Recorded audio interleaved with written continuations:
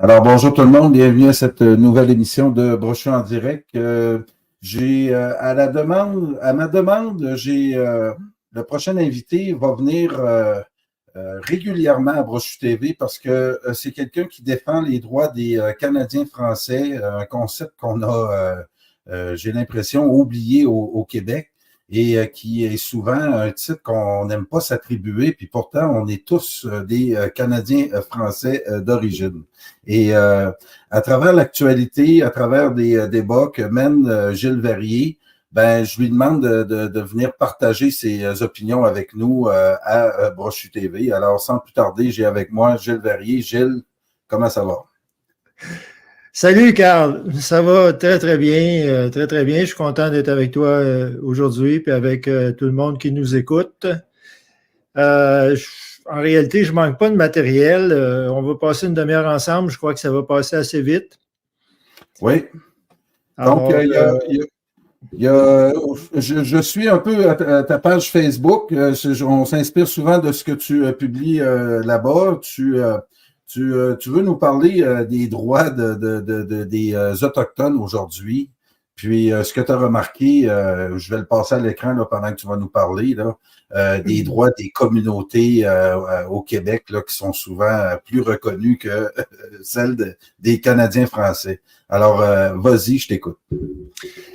bon, ben oui, c'est exactement le cas dans le sens que le mouvement indépendantiste au Québec, on va dire depuis, parce que je sais qu'il y a beaucoup de souverainistes qui nous écoutent, là, pas nécessairement tous, mais en bonne partie. Alors, le mouvement, ça s'appelait à l'époque indépendantiste, ça s'est adouci, ça s'est appelé Souveraineté Association pour finir souverainiste, mais ce mouvement-là, en réalité, qui est parti on va mettre une date, on va mettre 1957, la fondation de l'Alliance Laurentienne par Raymond Barbeau. Puis après ça, le parti de Marcel Chaput, 58, le RN en 60, le PQ en 68. Alors, dans ces années-là, une grande inspiration du mouvement d'indépendance, puisque c'est de ça qu'il s'agissait à ce moment-là, était l'Afrique. On s'inspirait beaucoup de la décolonisation de l'Afrique qui était en pleine marche, là, en train de se réaliser, avec, on va mentionner la Grande-Bretagne, la France en particulier, qu'on suivait peut-être de plus proche, et puis des pays qui ont pas nécessairement fait une indépendance violente. Dans bien des cas, ça s'est fait de gré à gré avec le temps. En réalité, c'était un piège, hein, parce que beaucoup de ces pays-là sont devenus, si on veut, l'objet d'un néocolonialisme économique, alors que la construction des routes, les écoles, les hôpitaux qui avant étaient aux frais du colonisateur sont devenus aux frais du pays. Alors, c'est un deal bon, en principe, l'indépendance, personne ne peut s'opposer au bien, là, si on dit que c'est un bien en soi. Mais il reste que les indépendances africaines, si on regarde, je parle africaine, mais il y en avait en Asie, il y en a eu un peu partout aussi, là. Mais les indépendances africaines, dans le fond, ça formait des pays à partir de groupes ethniques, à partir de nations internes qui étaient souvent nombreuses. Oui. Et qu'est-ce qui est arrivé? C'est que les indépendances ont donné le pouvoir à l'ethnie la plus puissante du pays. Alors donc, encore là, c'est un piège national. Autrement dit, l'indépendance n'est pas une panacée. Là. Panacée, c'est une solution qui règle tout. Loin de là. Si le Québec avait connu son indépendance, on va dire avec un référendum gagnant en 1980, puis là, on rentre vraiment dans des affaires hypothétiques, là. Mais supposons, on serait encore aujourd'hui probablement à se débattre à savoir jusqu'à quel point les Anglais ont des droits au Québec. Parce que ce n'est pas l'indépendance qui aurait fait disparaître la concurrence nationale entre les Canadiens anglais et les Canadiens français ou les Québécois francophones, pour ceux qui aiment s'appeler Québécois francophones. Alors, ça n'aurait pas réglé cette question-là.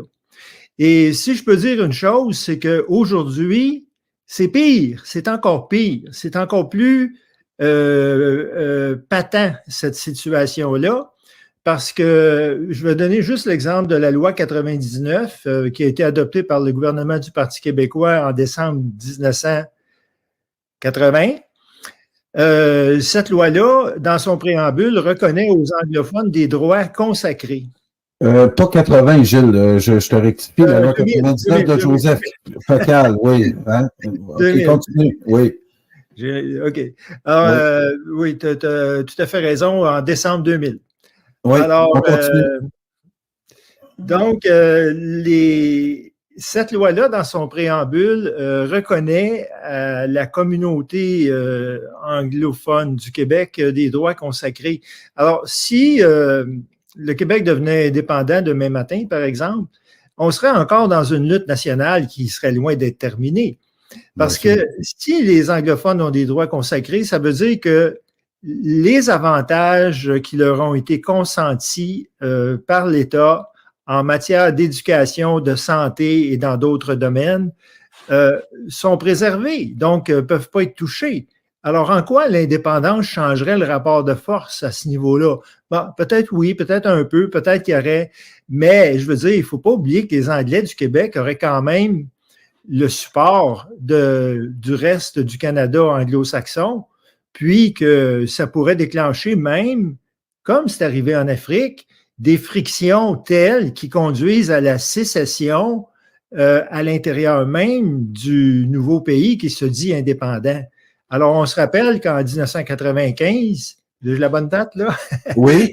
De 95, qu'il y avait eu des pressions assez fortes de la part de certains anglophones, on va dire plus zélés que d'autres, là, mais qui voulaient former des mouvements sécessionnistes pour pouvoir avoir des référendums régionaux, comme dans les comtés de Pontiac, dans l'Outaouais, à Montréal, l'ouest de Montréal, dans les endroits où les anglophones étaient en majorité. Alors, est-ce qu'on pense que par l'indépendance, on va régler ça comme un petit coup de balai, comme la poussière en dessous du tapis, puis ça va disparaître? Et effectivement, c'est une des questions qu'on se pose tout le monde. 95, on y est passé très près.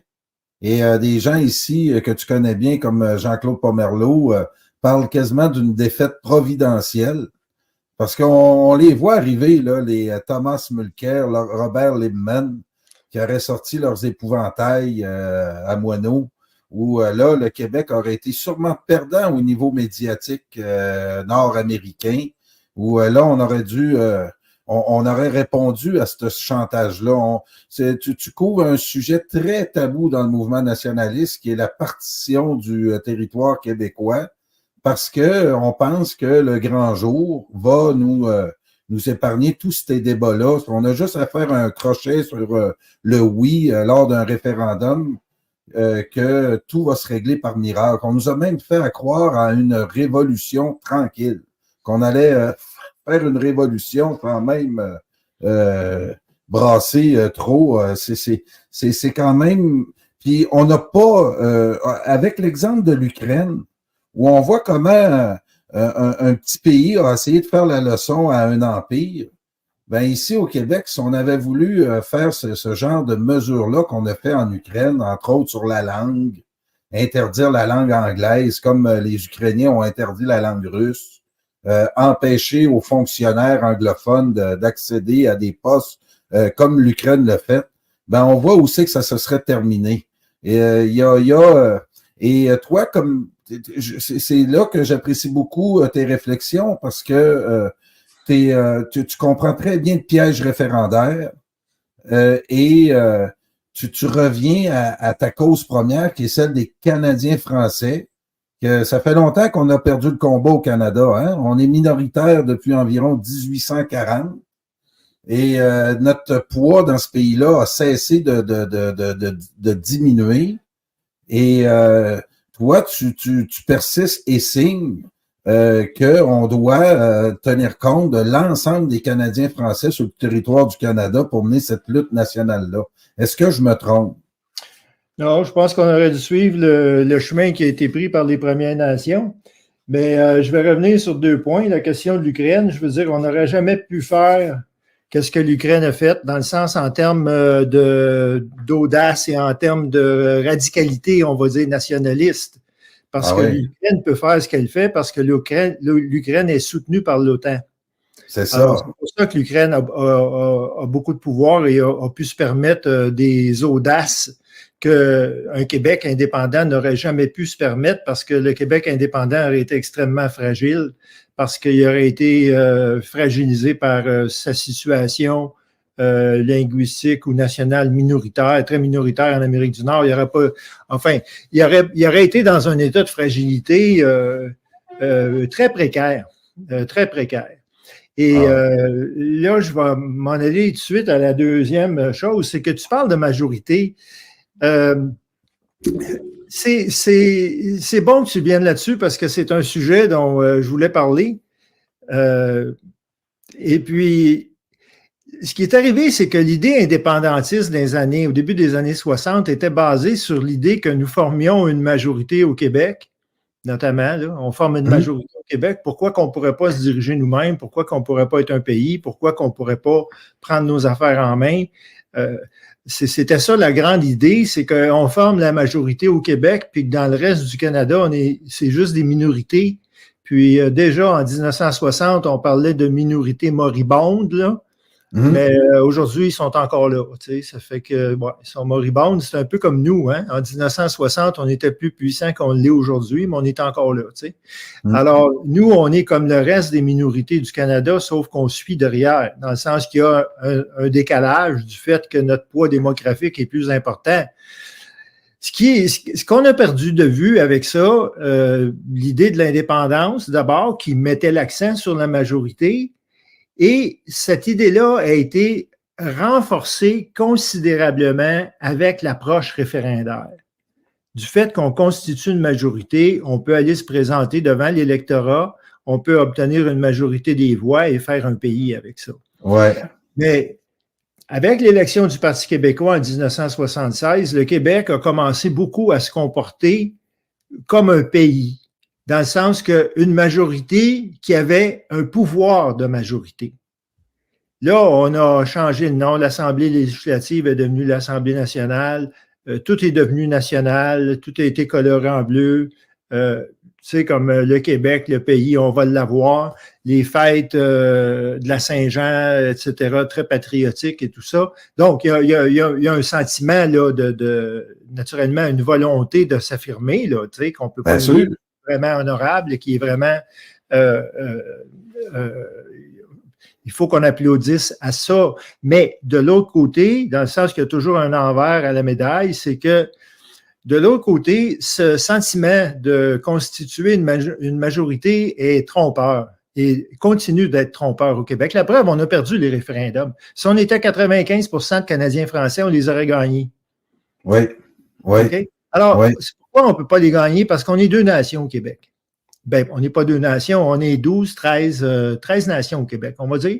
Si on prend la loi 99 qui reconnaît au départ 11 nations autochtones, plus les anglophones, la communauté aux droits consacrés, plus les Québécois francophones. Alors, on est, eux autres, ils sont une nation. Non? Eux autres, c'est les Québécois. C'est les seuls qui se réclament québécois. Alors, donc, cette majorité-là, en réalité, Carl, je te dirais qu'il faut faire une distinction très importante. Même si on a constitué une majorité démographique, on n'a jamais constitué une majorité politique. OK? Sur le plan politique, on a toujours été des subalternes. On a toujours été une minorité. On a toujours été une minorité politique parce que le Québec n'est pas maître de ses décisions. Le Québec n'est pas autonome. On aurait été une majorité politique une fois l'indépendance ou la souveraineté réalisée, mais on ne l'était pas tant qu'on restait à l'intérieur du Canada. Et il y a là une espèce de méprise qui nous fait penser plus grand qu'on est ou plus gros qu'on est. En réalité, le pouvoir prépondérant au Québec, même si nous sommes encore une majorité démographique, mais qui va en décroissant, même si on est encore cette majorité-là, il reste que nous sommes politiquement une minorité. Nous sommes une minorité politique. Voilà. Et c'est là où cette séparation entre les Canadiens français du Québec et les Canadiens français et les Acadiens du reste du Canada ne tient pas la route. Parce qu'on est tous dans le même destin historique. On est tous face à la même fatalité existentielle. Ah oui. On est tous pareils, dans le fond. On est tous Canadiens français et Acadiens par le destin ultime qui nous attend. La seule chose qui sépare les Canadiens français du Québec, c'est le temps. Il y a un décalage temporel, mais on s'en va dans la même direction. Bien sûr. C'est pas nous qui le disons, les données démographiques le disent. 2042, les Canadiens français seront minoritaires en territoire québécois. C'est pas nous autres qui l'inventent. Puis la date a dû se rapprocher de nous avec ce qui se passe au niveau de l'immigration en ce moment canadien. Puis cette réflexion-là m'amène aussi à parler justement d'actualité en ce moment, Gilles. On a le Parti québécois qui remonte dans les sondages. Et là, le débat du référendum reprend la place. On a Denis Coderre, hein, s'il y a un groupe qui est très content de voir réapparaître l'idée d'un référendum, c'est bien le Parti libéral du Québec. Denis Coderre, sans même être chef du Parti libéral du Québec, dit qu'il va être le prochain chef du camp du non. Alors, c'est pour dire comment cette idée-là du référendum nourrit nos libéraux, autant du Parti québécois que du Parti libéral. Je voyais Mathieu Bock-Côté, qui est pourtant quelqu'un qui réfléchit, qui a eu un débat avec Éric Duhaime, le chef du Parti conservateur, où il a essayé de lui faire dire qu'advenant un prochain référendum, dans quel camp il allait se mettre. Donc, l'idée du référendum a pogné, mais juste au niveau démographique, puis tu viens d'aborder la question, près de 65% des Canadiens français ont voté oui au dernier référendum de 95. Puis on dit que dans une démocratie, dans un groupe national comme le Québec, atteindre un tel score, c'est phénoménal. Là, on nous a rajouté depuis 95 au-dessus de 1,5 million de nouveaux arrivants. On est rendu, on dépasse le 8 millions. Alors, comment tenir le débat sur ce référendum-là? Comment essayer de faire comprendre aux nationalistes qu'on n'est pas moins nationaliste parce qu'on est contre un référendum, mais c'est une question d'effectivité. C'est-à-dire, on a-tu les moyens de nos idées? Est-ce que on s'y prend de la bonne façon? Doit-on bâtir autre chose en attendant l'arrivée de cet État indépendant français d'Amérique? Bref, dresse-nous essaie de faire réfléchir en ce moment ceux qui sont les tenants du référendum. Ben, c'est sûr que le référendum de 1995 a été un moyen de mépriser la volonté populaire des Canadiens français, au fond. Parce que les Canadiens français ont voté oui en majorité, mais leur voix n'a pas compté. Leur voix, leur majorité, tu sais, comme on vient à la même question que tout à l'heure, tu sais, on est une majorité même illusoire, tu sais, dans le sens qu'on ne peut pas avoir d'effectivité dans un référendum parce qu'on ne peut pas être la majorité. Pourtant, nous existons. Ouais. Pourtant, il y a 61 ou 65 ou peu importe le pourcentage, c'est en haut de 60 des Canadiens français qui ont voté oui. Mais ce oui-là, il n'y a aucune valeur politique. Effectivement. Pourquoi? Parce qu'on a pris la voie référendaire. Et qu'est-ce que je pense? C'est qu'il y a deux choses. C'est que d'abord, sur la question référendaire, si on veut être sérieux pour s'opposer au référendum, il faut s'opposer à la loi 99. Okay. Parce que le référendum réitère avec force et dans plusieurs passages de la loi que, d'ailleurs, c'est la même, ils s'entendent, le fédéral et le Québec s'entendent sur l'approche référendaire. C'est juste de savoir qui va tirer les ficelles, puis dans quelle mesure le Québec, Ottawa, etc.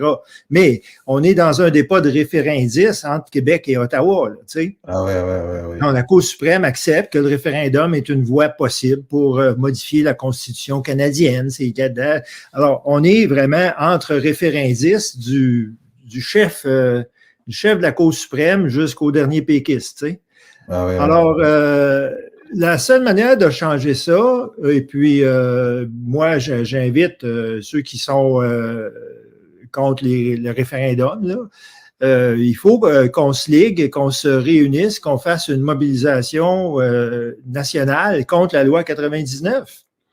Je veux dire, la loi 99, oui, elle a été défendue quand elle a été attaquée par le fédéral, etc. Je pense qu'il y avait beaucoup de bonne volonté derrière ça, mais je pense qu'on n'avait pas compris le petit caractère, là, tu sais. C'est pas juste une question de Québec va battre Ottawa devant les tribunaux. C'est pas Québec, c'est le sort de la nation qui est en question. C'est ça. C'est pas que Québec, là, l'État gagne dans une joute juridique. C'est le sort de la nation. C'est ça qui compte.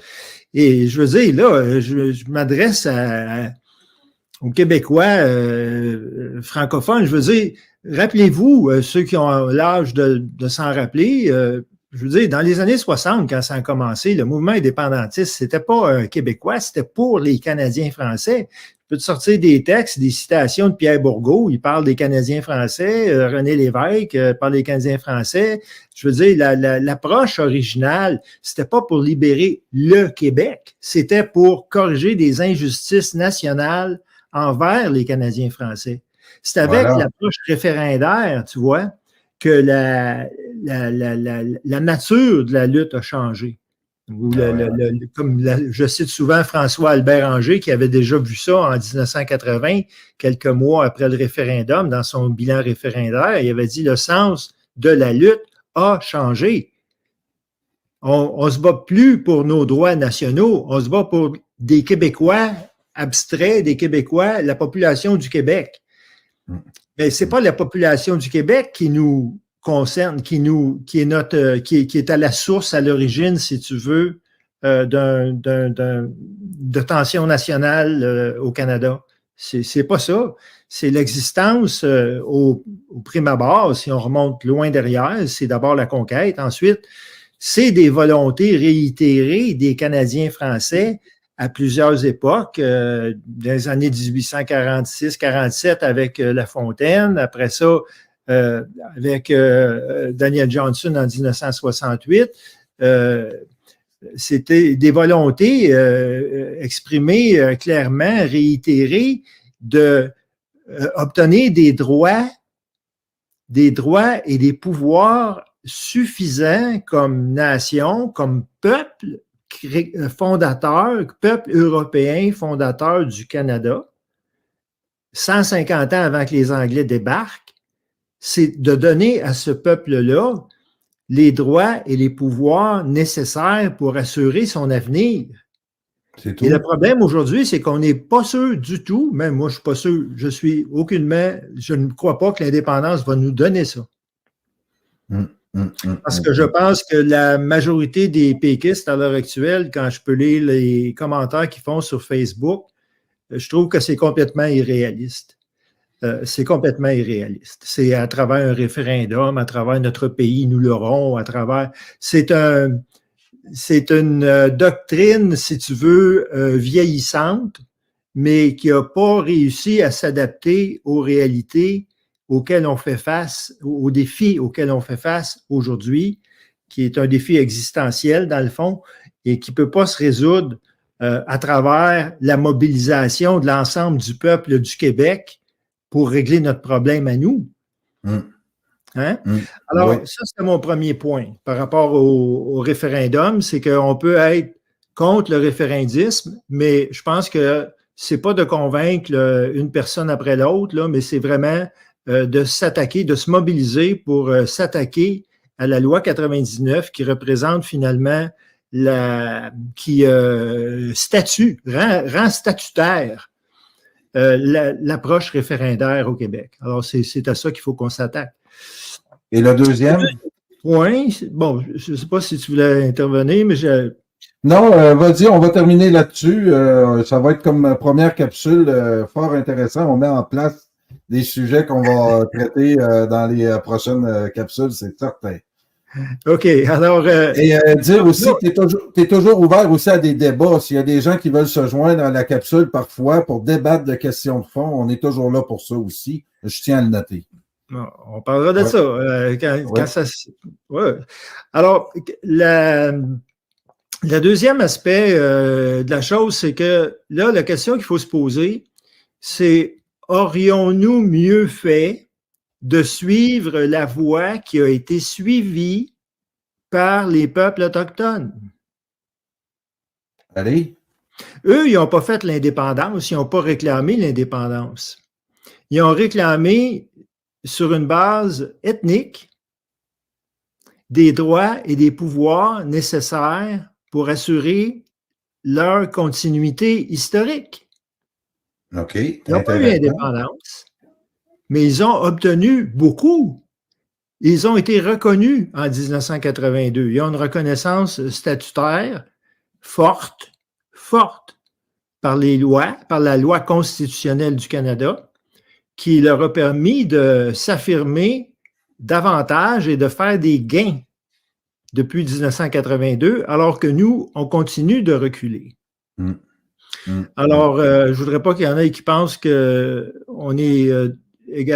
c'est pareil. Là. Je fais une comparaison. Une comparaison n'est pas raison, mais il y a quand même une approche qui aurait pu être considérée. On aurait pu choisir cette approche-là avec toutes les différences, naturellement, que cela suppose, que notre situation n'est pas la même que la leur. Et moi, je pense qu'il n'est pas trop tard pour le faire aujourd'hui. D'ailleurs, on avait une petite rencontre ce matin où on parlait du livre de Marco Vendanger sur la naissance d'un peuple métissé, les Canadiens français. On parlait justement de ça. Et on se disait qu'effectivement, la voie qui a été suivie par les peuples autochtones était une voie qui nous fallait considérer pour l'avenir, dans le sens que, autrement dit, je reviens sur la question de la majorité dont on parlait tout à l'heure, il faut se constituer en minorité nationale privée de droits. Voilà. C'est ça que nous sommes. Nous sommes une minorité nationale, canadienne, française et acadienne, à travers le Canada, privée de droits, privée de nom, privée de son nom, privée de sa reconnaissance nationale par le Canada, qui a été refusée à plusieurs reprises. J'ai mentionné des dates tout à l'heure. Daniel Johnson a soulevé en février 1968 à Ottawa des revendications qui, justement, auraient permis aux Canadiens français d'obtenir les droits et les pouvoirs nécessaires pour assurer leur avenir. Pierre Elliott Trudeau, qui venait d'arriver à Ottawa, a rejeté ça du revers de la main. Alors, puis après ça, ça a toujours été rejeté. Alors, la Constitution de 1982 s'est faite sans nous. Elle n'a pas été signée par le Québec. Elle est faite sans nous. Elle nous ignore. Alors, nous sommes un peuple ignoré. Nous sommes un peuple sans statut. Voilà. Alors, les Premières Nations, sur le plan statutaire ou sur le plan de l'existence au Canada, nous sont supérieurs, dans le fond. Parce qu'eux, ils disposent de statut, ils disposent de recours à la Cour suprême, ils disposent de droits, et ça va quand même assez loin. Et on remarquera que dans leur cas, il s'agit de nations purement ethniques, c'est-à-dire que c'est par le sang que la nation peut se continuer, ce qui est une immense différence par rapport aux Canadiens français qui forment une nation élective. Même si elle est ethnique là, pour ceux qui ont peur du mot ethnique, là, ethnique, ça veut dire socio-culturel. C'est ça que ça veut dire. C'est une nation socio-culturelle. C'est un synonyme d'ethnique. Donc, si vous n'aimez pas employer le mot ethnique, vous pouvez dire socio-culturel ou socio-historique. Si vous croyez que ça passe mieux dans certains milieux, utilisez ces mots-là, mais c'est la même chose. C'est la même idée. Alors,